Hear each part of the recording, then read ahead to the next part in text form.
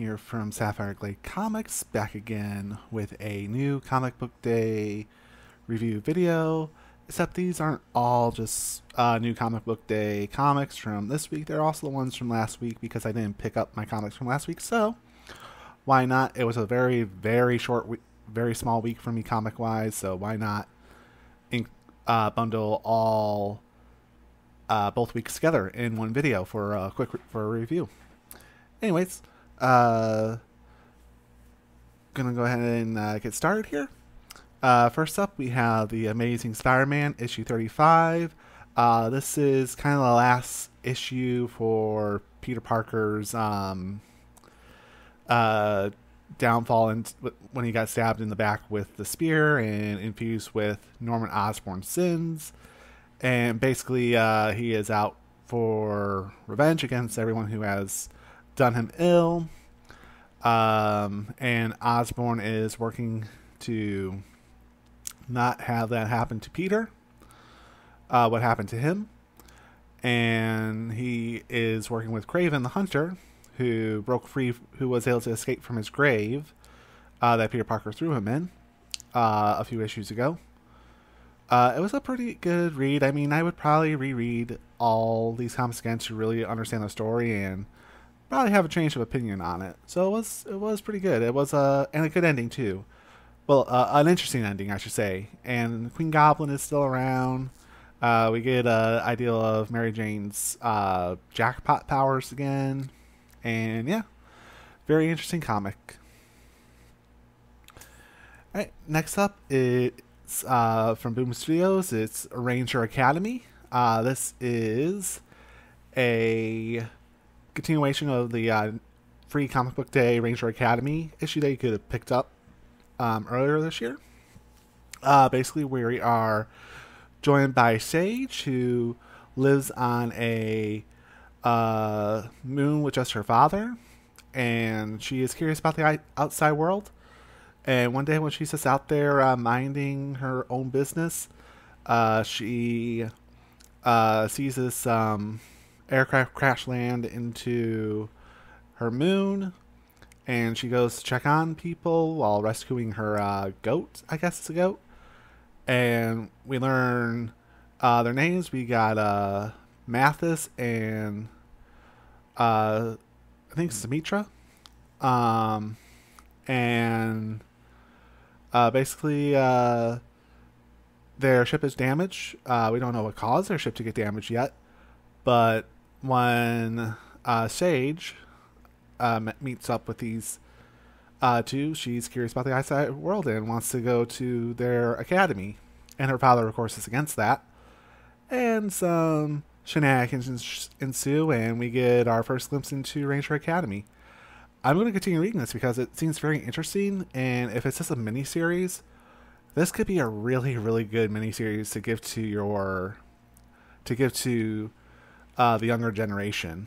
Like if you're an aunt or uncle or a mom or dad, you could give it to your kids because it's easy to read, and I think kids would really enjoy it. Adults too will enjoy it. It was a good read, so I'm looking forward to issue 2. Next up, we have still part of the Dark Droids event, Darth Vader, Star Wars Darth Vader, issue 39. Here, he's facing off against a giant Octoptara droid, and I just want this event to end. Let's get back to just the good old Star Wars shenanigans where Vader is trying to understand that Luke is his son. Luke understands that Darth Vader is his father. I want to see the build up from here, and I'm really getting tired of Star Wars constantly being stuck in a never-ending event loop. So while it was a good story, just the fact that it's part of a 4-month event, it will not end until the end of December. So we still got 2 more months of this event. Kind of sucks. So I'm hoping that we can get back to just Darth Vader doing Darth Vader things and Star Wars doing Star Wars things. And let's see that. Let's actually see that build up to Return of the Jedi. All right, next up we have issue number 2, Birds of Prey. Good continuation, picks up right from the last one left off. We get a flashback with Black Canary's sister and her chit-chatting about stuff. And apparently Black Canary's sister was part of the League of Assassins. And she's trying to free her sister from the Amazon. So they are working together to... she built a new team without Barbara Gordon this time. The team members are Harley Quinn, Orphan, and Big Barda, and Zealot. And their goal is to get on Themyscira, which currently, if you are reading Tom King's Wonder Woman, it's kind of on lockdown, and the U.S. government has removed all rights for Amazons to not be in the U.S. Good planning, good pacing. I kind of enjoy it. I really like what Kelly Thompson is doing here. So, looking forward to issue number 3, sorry. And last but not least, we have Batman 138. And I just have one question for DC Comics. What the hell are you doing with Batman? This isn't Batman. This is more him just saying it's like, I don't want to love anyone anymore. I should be the only one being the solo crime fighter. Why did I bring on all these kids? Why did they become part of my family? How can I stop loving? Oh man, they need to get Batman back to the billionaire playboy, rich boy who fights crime at night. There's gotta be a way they can get him back there. And I really hope Mind Bomb, which is a 3, which is the next arc after this Gotham War stuff ends, does that. But regardless, going into this comic, you have it picks up right from where the last Batman issue left off, or the Catwoman issue, I forget. And he basically injected Jason Todd with his...